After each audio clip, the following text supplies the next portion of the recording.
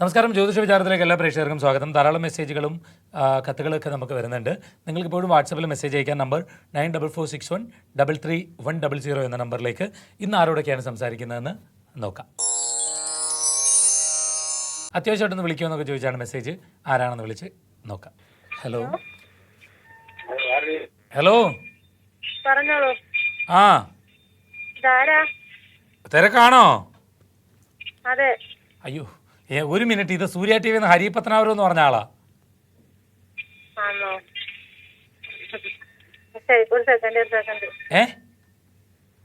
ഒരു സെക്കൻഡ് മനസ്സിലായില്ലതാ.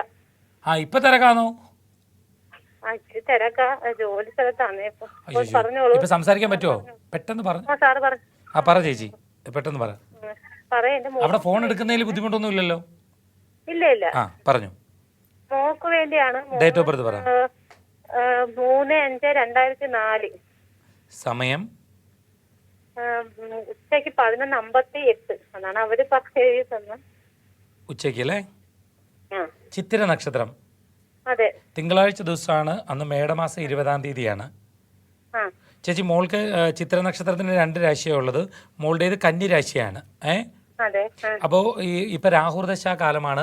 രാഹുർദശയിൽ ആദിത്യന്റെ അപഹാരം നടക്കുന്ന സമയമാണ്. ഒന്നാമത് ഇത്തിരി ദേഷ്യ സ്വഭാവമൊക്കെ ചിലപ്പോൾ വരും. പഠനത്തിൽ ഒരല്പം ശ്രദ്ധിച്ചോളാൻ വേണ്ടി പറയണം. ശ്രദ്ധക്കുറവുണ്ടാകാനുള്ള ഒരു സാധ്യത മോളെ സംബന്ധിച്ചുണ്ട്. അപ്പം അശ്രദ്ധയൊക്കെ മാറ്റി വെച്ചിട്ട് ഏകാഗ്രതയോടുകൂടി മുന്നോട്ട് പോകാൻ വേണ്ടി പറയണം. മനസ്സിലായോ? പക്ഷെ നല്ല ജോലിയെല്ലാം കിട്ടാൻ സാധ്യതയുള്ള കുട്ടിയാണ് ചേച്ചി. അയാൾ ചേച്ചി നല്ലോണം പോസിറ്റീവായിട്ട് സ്നേഹത്തോടു കൂടി ആളോട് പറയുക. അയാൾ പഠിച്ച് നല്ല ജോലിയെല്ലാം മേടിച്ച് സ്വന്തം കാലിലൊക്കെ നിന്ന് ആരെ ഡിപ്പെൻഡ് ചെയ്യാണ്ട് മുമ്പോട്ട് പോകാനൊക്കെ കഴിയുന്ന ആളാണ്. അതിനുവേണ്ടി ശ്രമിച്ചോളാൻ പറയണം. കേട്ടോ? ചേച്ചി ഇപ്പൊ കുഞ്ഞല്ലേ ചേച്ചി?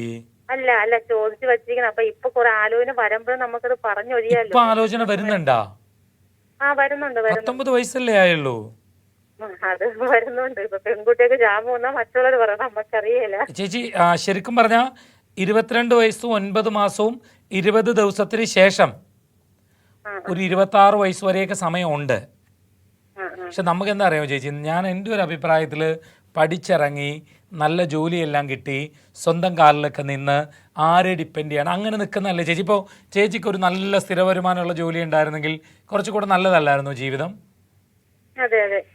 അപ്പോൾ അതുപോലെ നമ്മൾ മോളയോടും പറഞ്ഞ് നല്ലോണം പഠിപ്പിച്ച് ഇപ്പം അങ്ങനെ ആലോചനയൊക്കെ വന്നാൽ ചേച്ചി തന്നെ പറയണം, ഇത്ര കുഞ്ഞല്ലേ, നമ്മൾ ഈ പ്രായത്തിലൊക്കെ കുട്ടികളെ കല്യാണത്തിൻ്റെ കാര്യങ്ങൾ നോക്കുന്നത് ശരിയല്ല എന്നുള്ള അഭിപ്രായം എനിക്കുള്ളത്.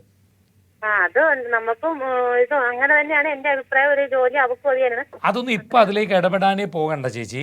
നമ്മളിപ്പോൾ തൽക്കാലം അങ്ങനെയുള്ള കാര്യങ്ങളൊക്കെ മാറ്റി വെച്ചിട്ട് വളരെ പോസിറ്റീവായിട്ട് പോവുക. തീർച്ചയായിട്ടും ആ കുട്ടീനെ സംബന്ധിച്ച് നല്ലൊരു ജീവിതവും നല്ലൊരു ജോലിയും നല്ലൊരു ഇൻഡിപെൻഡൻ്റ് ആയിട്ട് നിൽക്കുക എന്നുള്ളൊരു അവസ്ഥയൊക്കെ വരും. അതിന് സമയമുണ്ട്. ധൃതിയൊന്നും പിടിക്കണ്ട. പോസിറ്റീവായിട്ട് മുന്നോട്ട് പോകാൻ വേണ്ടി നോക്കിയാൽ മതി. പിന്നെ ചേച്ചി ഞാൻ പറഞ്ഞതുപോലെ ശ്രീ ശിവക്ഷേത്രത്തിൽ പരിഹാരങ്ങളിലൂടെ ചെയ്യുക. പിന്നെ കുറച്ച് ദേഷ്യ സ്വഭാവമൊക്കെ ഉണ്ടാവും. ഇപ്പോൾ ഒന്നാമത് അയാളെ സംബന്ധിച്ചിടത്തോളം ആരും ഒത്തിരി ഉപദേശിക്കുന്നതും ഒത്തിരി ഡയറക്ഷനും അങ്ങനത്തെ കാര്യങ്ങളൊന്നും ഇഷ്ടമല്ല. നിർബന്ധിച്ചൊരു കാര്യം ചെയ്യിക്കാൻ വലിയ പാടാണ്. ഇത് ചെയ്യുന്നു പറഞ്ഞിട്ട് ഒരു കാര്യം ചെയ്യിക്കാൻ വലിയ പാടാണ്. എന്നാൽ പിന്നെ നിങ്ങൾക്ക് ചെയ്തുകൂടെ ചോദിച്ചാൽ. അപ്പം അതുകൊണ്ട് എന്തായാലും സമാധാനമായിട്ട് ചേച്ചി, കാര്യങ്ങൾ നല്ലതായിട്ട് വരും. ഓക്കെ, ഇന്നത്തെ ജ്യോതിഷ വിചാരം ഇവിടെ പൂർണ്ണമാവുകയാണ്. ജ്യോതിഷ വിചാരത്തിലേക്ക് നിങ്ങൾക്ക് കത്തുകൾ അയക്കാം. കത്തുകൾ അയക്കേണ്ട വിലാസം Surya TV, heavenly plaza, civil line road, Vazhakkala, pincode 682021.